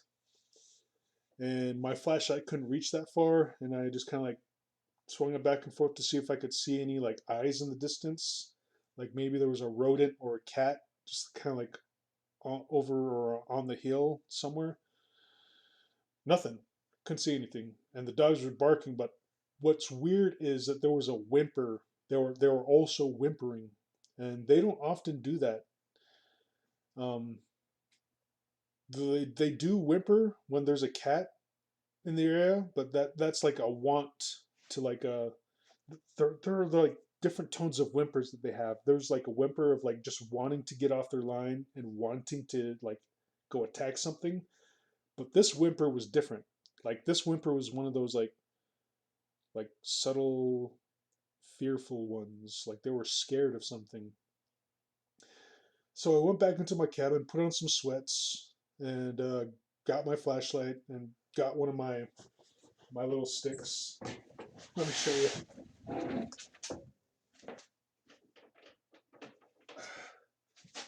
So I have like a couple of these, right? I have the wooden one, just to like swing around and just kind of like exercise my forearms sometimes when I feel like when I feel like I want to. So there's that. And the bamboo one I have is for scaring away the horses because when I smack something, it makes like a loud reverberating like cracking sound.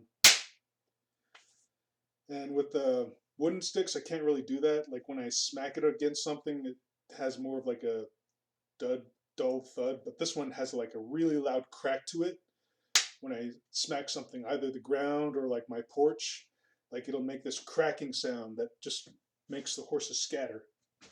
So in case it was a horse, like I brought this along and my flashlight, and I went out into the night toward the area these dogs were barking at. So I'm out there in the cold with my flashlight, my bamboo sword. I'm looking around, and the dogs are like they're barking, but they're not aggressive. But when they whimper, it's like they're actually like legitimately scared of something, and I can't see what it is. And as I'm looking with my flashlight in the night, and I'm walking closer toward we have like a slight hill over to the east, and I'm getting closer to the top of that.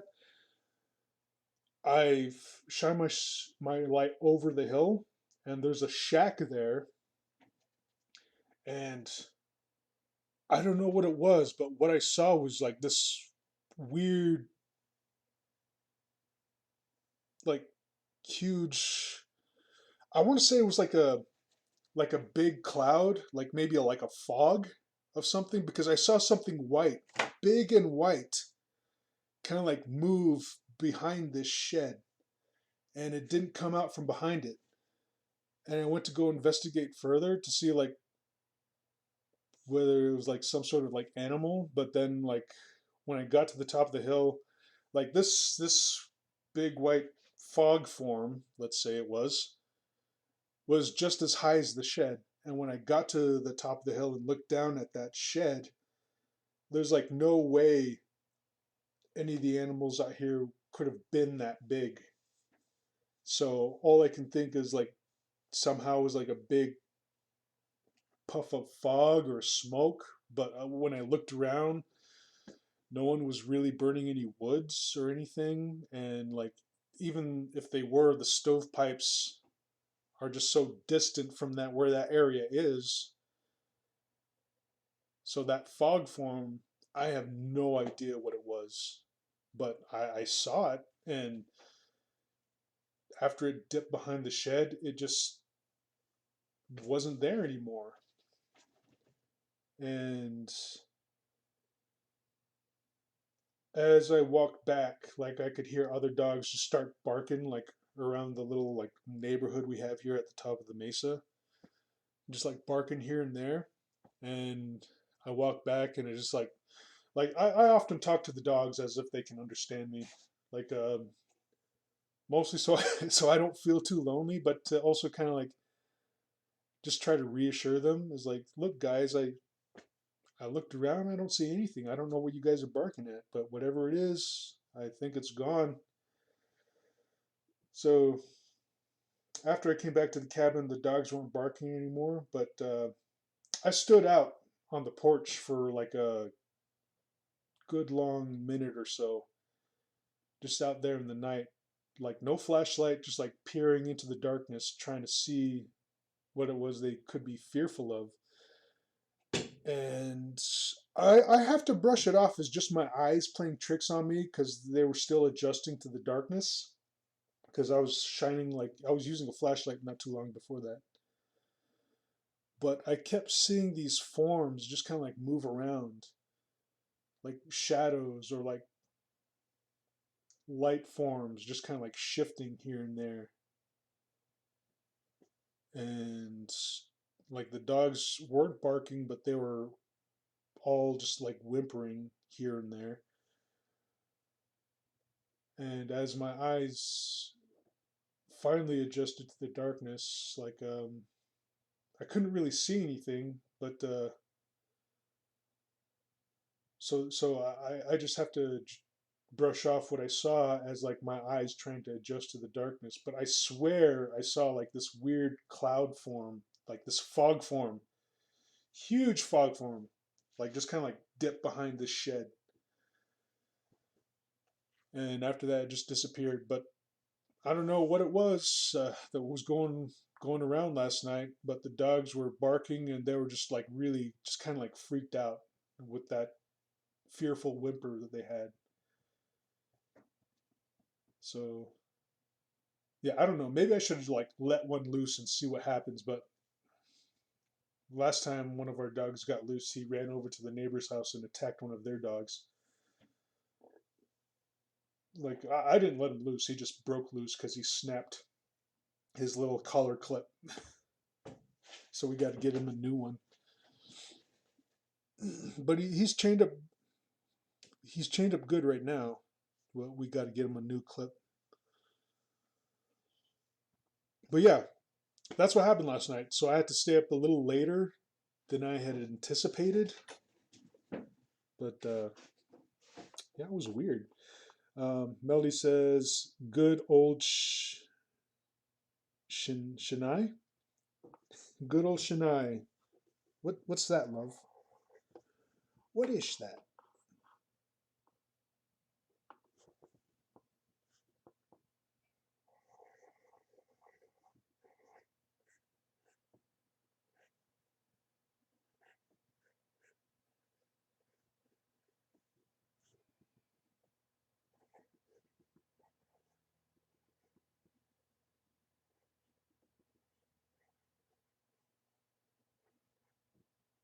That's what the bamboo sword is called. Oh, nice.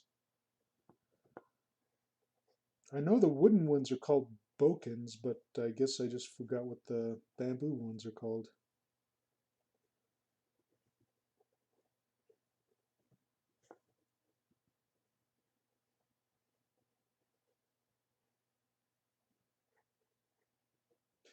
Isa says, "Oh, think I have seen those in some totally not questionable anime."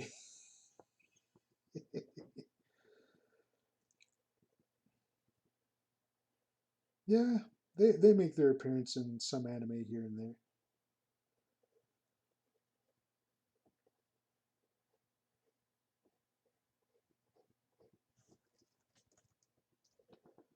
There's like one anime that features a character who uses a mystical boken, and it's my mom's favorite anime, and it's titled Demon City Shinjuku, and it's got like that really like classic style. Like a few anime had been done in that style back in the I think it was the 80s, and my mom really loves that one.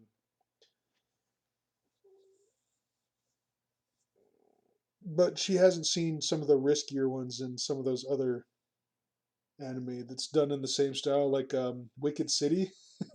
No way I would show my mom Wicked City.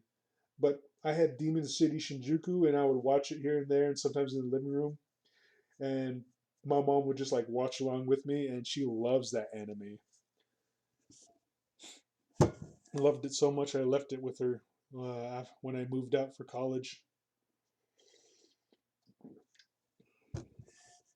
Melody says Bokens are the ones designed to look like wooden katanas. Yep. And Melody says, yeah, good movie. Best part is when the cat gets torn to shreds by the tentacles. Was that in Demon City Shinjuku or was that Wicked City?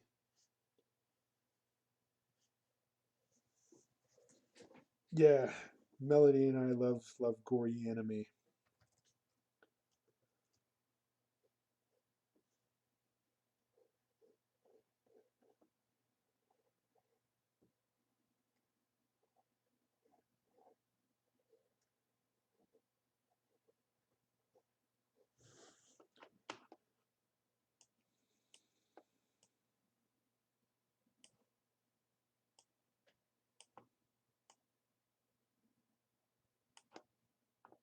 Melody says Demon City. Ah. Issa says that reminds me of Blood Sea. Yeah, Melody has shown me clips of Blood Sea and like, oh man, that stuff is gruesome, fucking gruesome.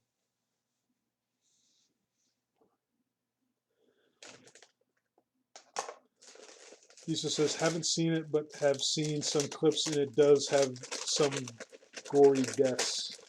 Totally. Mm.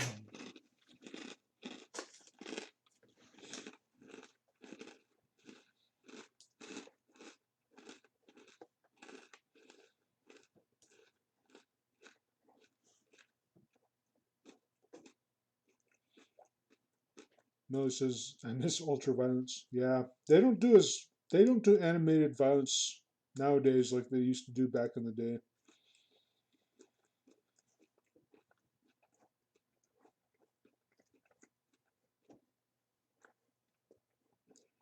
Like anime violence back in the day was like raw, visceral, and chunky because they'd animate all the intestinal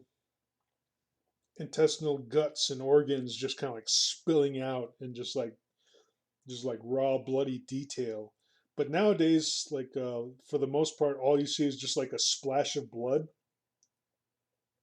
and that's it. Sure, there might be some dismemberment, but you don't see that attention to detail in like the guts and organs that they would do like back in the day. Iso says, I love me some gore, but these days I'm not good handling gore with plot, you know? Yeah, you know how they have that movie Faces of Death where they just showed gore and and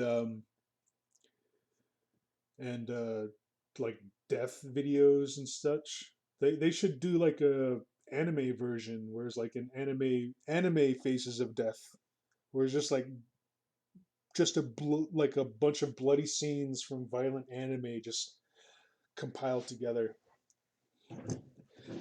Yeah, let's see. Iso says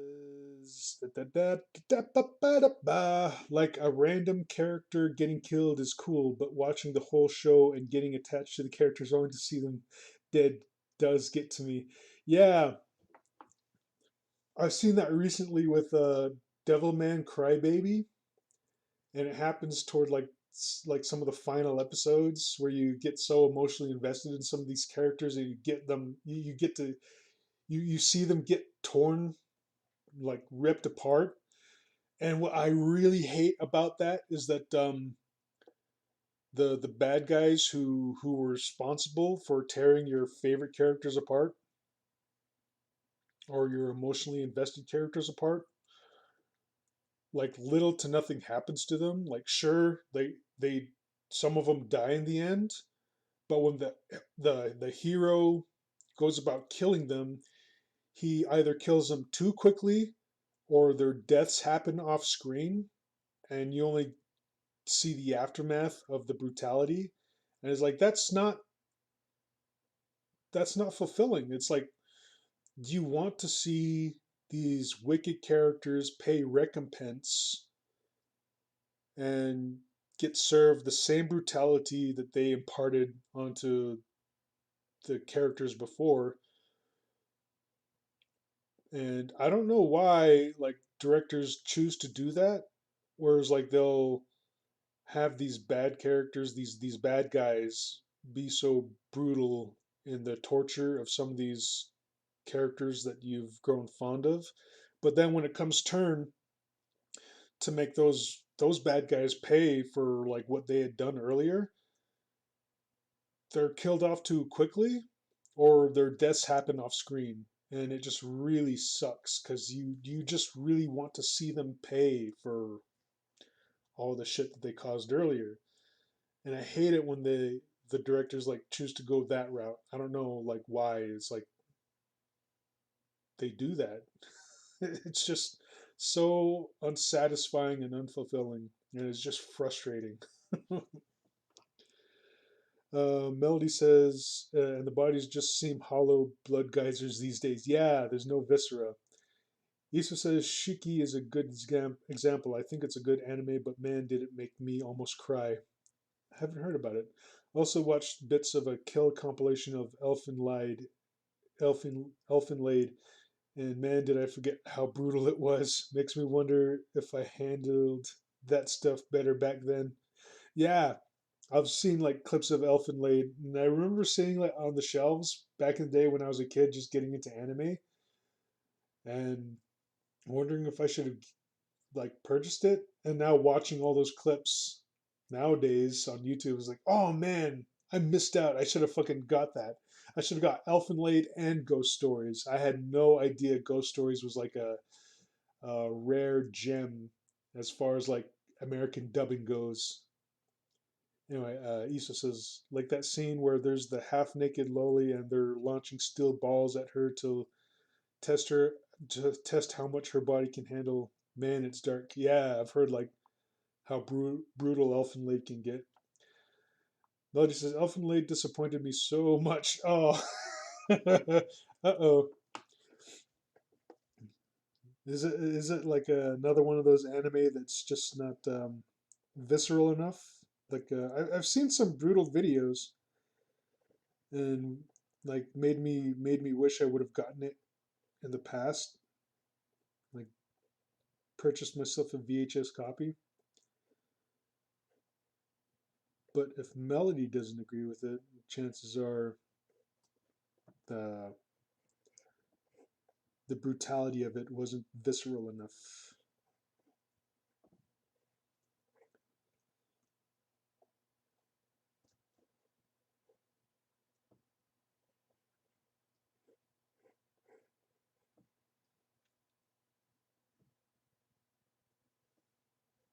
Hmm.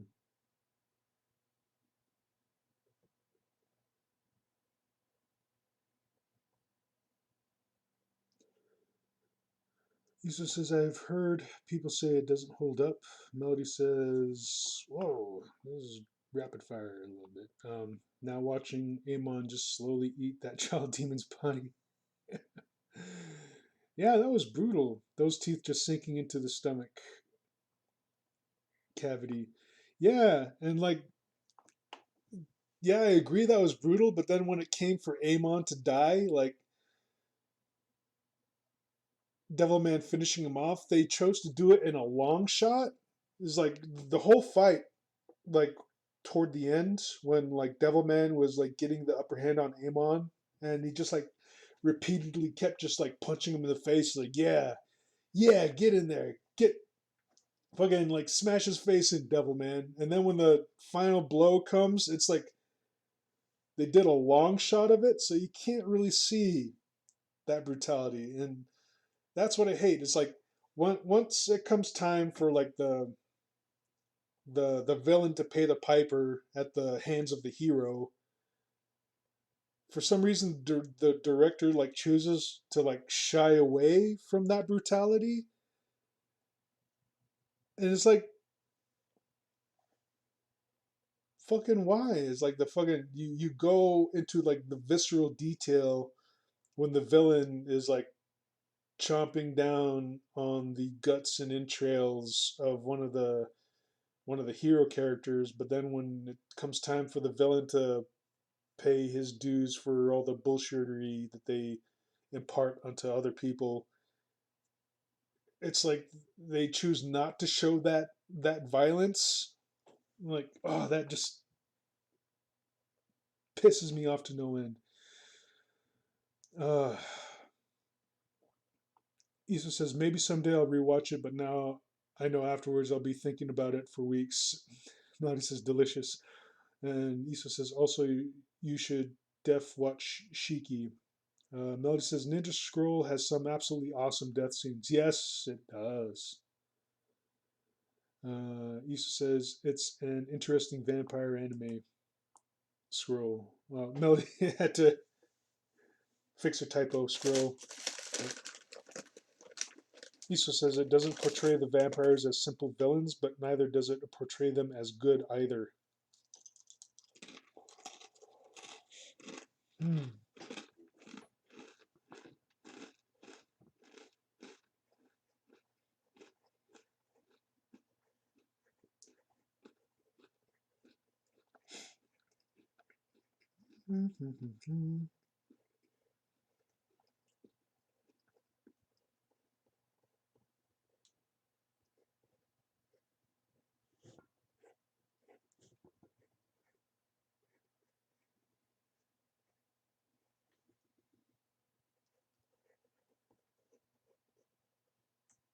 And here we have the wolf, not wolf, coyote, licking his fingers clean.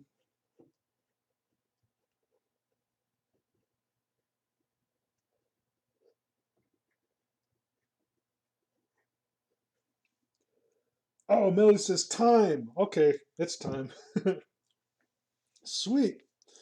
So I hope you enjoyed this community service art stream. I got some work done today. Didn't work as fast as some of these other ones, but hey, you know what? Get what you pay for. At least it's getting done. Bottom line, I'm spending some of my precious hours to do it. And if I rant here and there along the way, take a smoke break, whatever. But yeah, I hope you enjoyed the video for what it is. For those of you watching, if you like it, please either follow me or subscribe, depending on whether you see it on Twitch or YouTube. If you want to donate to this project, there's a link in the section below. Regardless of whether you're on Twitch or YouTube, it'll take you to my coffee page, and there you can donate any dollar amount. If you do, that'd be fucking awesome. If you don't, it's cool. Lisa says also there's some super cute vampire loli. Nice. Melody says I have best vampire loli. Oh yeah. Lisa says good job. Yeah, thanks for the good job. I think I did good today, and I still have like another set, like a couple of hours to do later today. But first, I'm gonna take a break. But yeah. So until then, until next time, I shall. Or this has been Johnson Blackhorse, the one and only, and I shall check you all later. Sweet. Bye.